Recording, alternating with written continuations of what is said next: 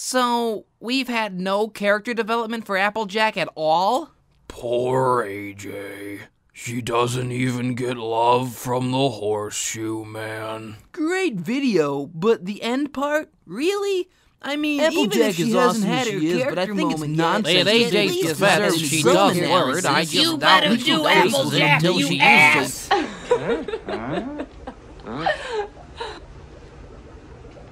It was a joke.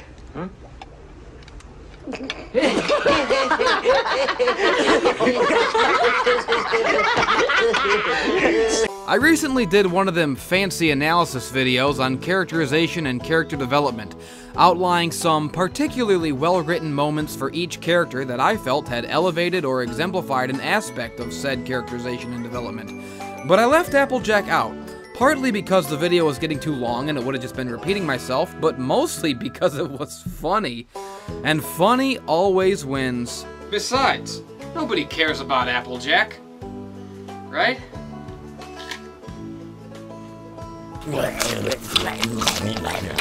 It's a joke that never gets old. Applejack is a background pony, a secondary character, flat, static, generic, lacking in personality and devoid of character development. Her episodes are repetitive and always boil down to a conflict involving either her family or her pride or some mixture of the two, and she's simply too down-to-earth and realistic to carry her own story in a zany cartoon world. These criticisms are not entirely without merit, but they also fail to give credit where it's due. Applejack has been just as strongly and consistently characterized throughout the series as any of the main characters. It's just that her particular character comes with little need for growth. I've kept harping on about how the genius of the main characters lies in the fact that their greatest flaws and their greatest strengths are one and the same. And while that's certainly true of Applejack in a narrative sense, with her proud and honest nature often coming at a cost, she is unique among the main cast in that for her, it's also true in a meta sense. Because while examining these common complaints about AJ's role in the series, one realizes that the real root of the problem is ironically the very same thing that makes the character special, unique, and endearing in the first place. You see, children, Applejack is kind of best pony.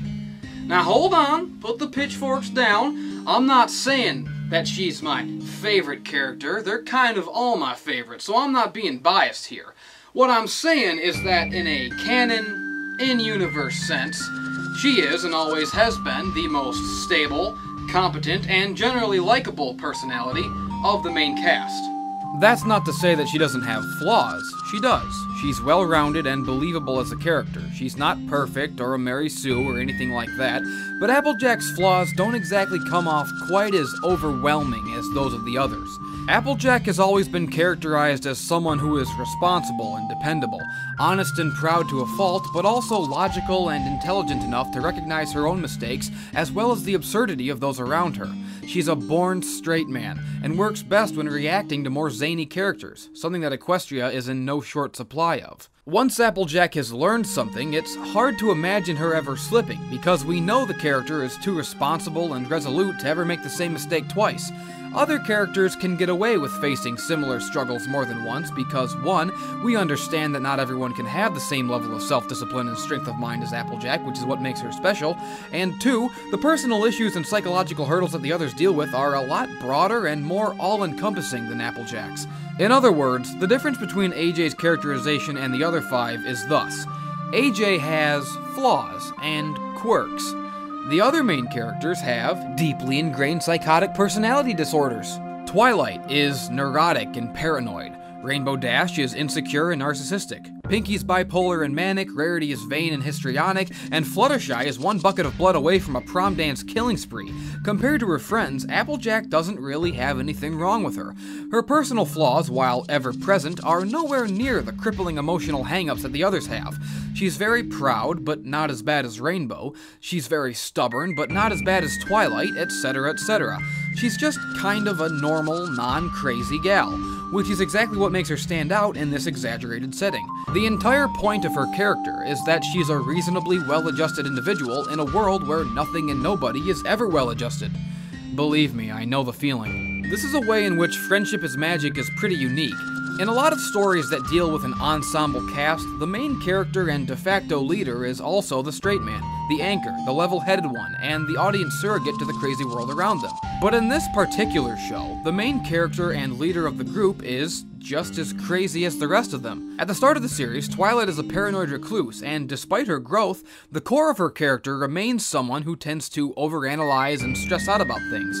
She's like a miniature purple George Costanza. Applejack is the level-headed one and the audience surrogate, despite not technically being the main character. Her down-to-earth personality and intelligence keeps the viewer tethered to something normal, and it's through her eyes that we're able to take in the wackiness and wonder of this cartoon world. This is why Applejack is featured in more episodes than any other character. Yes, even more than Twilight. Bet you didn't know that, did ya? Look it up.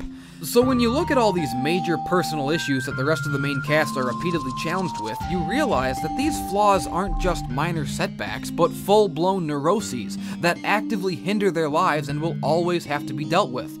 Fluttershy can't just learn a lesson and not be shy anymore. She's an introvert, she gets panic attacks, and no amount of praise or personal achievement is ever going to make Rainbow Dash stop hating herself.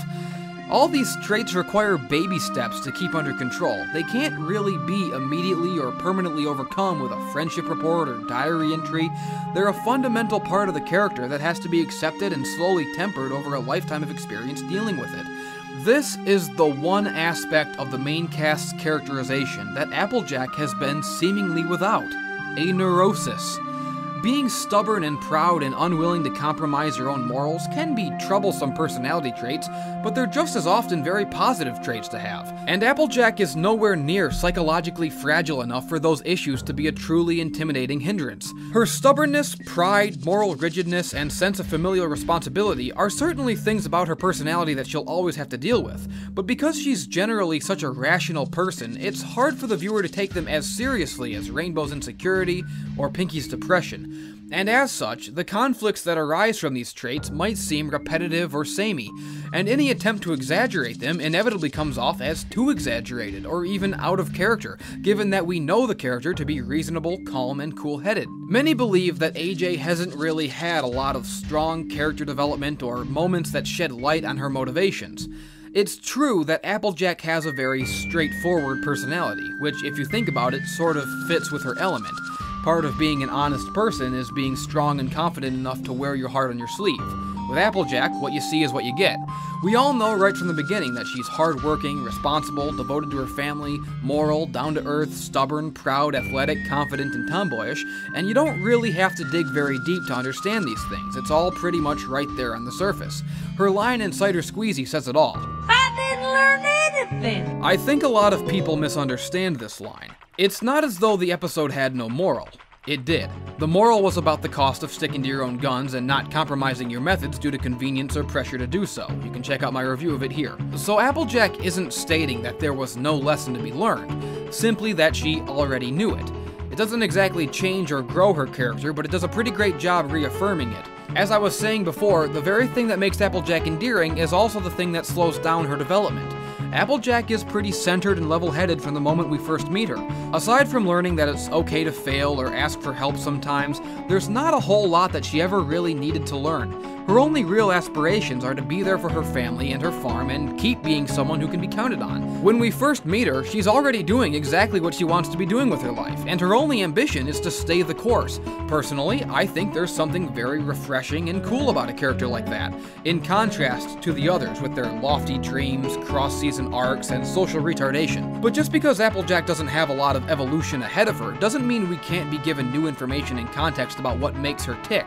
There's still some really well-written moments that flesh out her personality and give more insight into why she is the way she is. I think my favorite Applejack episode is probably the last roundup, an episode that, for some reason, a lot of people tend to forget was an Applejack episode altogether. I just don't know what went wrong. In the last roundup, Applejack makes a promise that she intends to keep but isn't able to, and is so ashamed by what she perceives as a black mark on her own credibility that she stays out of town to raise money in secret. This is a great example of her pride, honesty, responsibility, and work ethic, and how all of those things can be a double-edged sword. But if you really want some insight into Applejack's personality that might reveal a little nuance and depth to her, well, hold on to your butts because we'll find that here, in a Season 3 episode nobody cares about. It's one of the quickest, most blink and you'll miss it details the show has ever had. Not even so much a scene as simply a few frames of animation. Ironically, the character often jokingly called a background pony is most illuminated and fleshed out by something in the background. It's in this brief moment that the audience is finally given a long overdue glimpse into the driving Get on with it. Yes, get on with it. I'm talking about the 2 stars. They represent her parents. She's an orphan. Yeah, I know, it's not exactly a stunning revelation, it's been pretty obvious from the beginning, but the acknowledgement of it is still pretty important. Granny Smith's line about others not being able to make the next reunion, combined with the visual of the 2 falling stars, acts as a long overdue confirmation that Applejack's parents are either dead or at least missing. A detail that, while obvious, had been glossed over in the series' narrative until this point, and the fact alone that it's finally being subtly acknowledged fleshes out the character a great deal.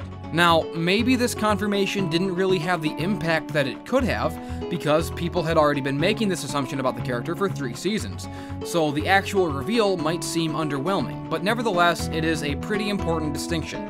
You can pretty much sum up Applejack's entire personality with this one image, and that's not to say her personality is one-dimensional, just that by finally acknowledging her orphanhood, this aspect of her character is finally given some weight, and can easily be interpreted as the driving force behind everything else we know about her. Suddenly, Applejack being so freaked out and overprotective of Apple Bloom no longer seems so out of character when keeping this in mind.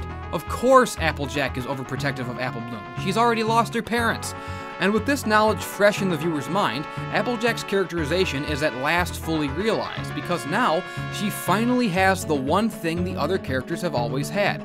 She finally has her own, easily understandable, canon-confirmed, deep-seated traumatic neurosis. Yay! You're finally crazy! You're the king of limbo! The prophecy is fulfilled! The acknowledgement that Applejack has lost her parents recontextualizes and sheds light on her entire personality.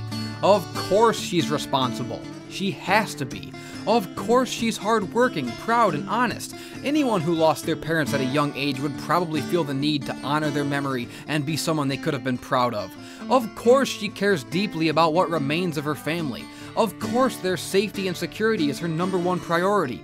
Of course the farm is like a part of her soul, and of course she puts value on staying true to her roots. Of course at a young age she would want to leave those roots behind and strike out on her own. At this age, the loss of her parents may very well have been recent, and staying on the farm surrounded by those memories too painful to bear. Of course she would attempt to fit into a lifestyle as far removed from the farm as possible. What adolescent could face up to that loss without turning in the opposite way? But eventually, she did find the strength to face up to it, when the sonic rain boom lit the way back to the farm before her eyes and made her realize just how much her home and family mean to her.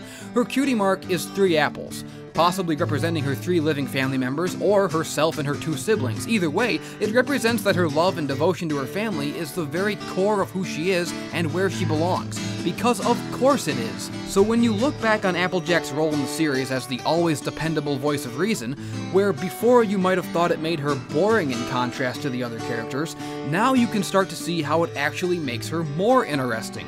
Because her responsible and level-headed personality belies the loneliness and fear of abandonment known only to an orphan, and her steadfast dependability is a direct result of this loss. Applejack might seem at times too rational and centered of a character to craft unique and imaginative stories around, but all of her stories, no matter how small, down-to-earth, or well-tread, carry far more weight when you realize that for all her dutiful, tempered normalcy, she harbors the memories of a pain far greater than any of the others have likely faced, and carries on her shoulders the burden of responsibility that comes with having had to grow up all too fast. Within the context of the show's canon, Applejack is best pony because she's always had to be. For her family, for her home, for the memory of her parents, and for herself. And this one brief second of animation by the windowsill shows how all of that is a direct result of one very traumatic and defining moment in her life. A moment that we the viewer don't get to see and possibly never will, but nonetheless we now have it confirmed for us that it did happen, and so we don't really need to see it. Like Rainbow on her cloud or Pinky in her parade of smiles, in one moment, Applejack is finally complete. Unless, of course, this all gets retconned in Season 5. Applejack, look! Ma and Pa finally came back from the store! Now I know what you're all thinking right about now. Gee golly, Mr. Horseshoes, you sure are a smart cookie. But if you had that kind of apple analysis up your sleeve this whole time, why wasn't it in the last video? Well, you see, my little piglets, the answer to that is... it was. Go watch that video again. Right at the beginning, when I start talking about moments that contextualize and complete characters, I linger on this frame for a disproportionately long amount of time. You didn't think that was an accident, did ya? Look, I had to end that video on a joke or else it would have been too long and sounded redundant, but I couldn't bring myself to ignore Applejack's character development completely, which is why at the beginning of the video, I chose this scene to linger in the background while I went over the thesis statement of the video itself. So you see, what I'm saying is that my analysis of Applejack was in the background. Get it? You gotta pay attention to these things, people, because I'm always thinking. I'm always doing stuff like this, and much like the characters I pontificate about, there is much more to me and my videos than meets the eye at a surface glance. What part of I am smart don't you understand? I've been saying it for 10 months. I've been proving it for 10 months. Just what the hell kind of channel do you think this is, anyways? Don't you think I know what I'm doing? Don't you think I got a plan? I didn't learn anything. Horseshoes.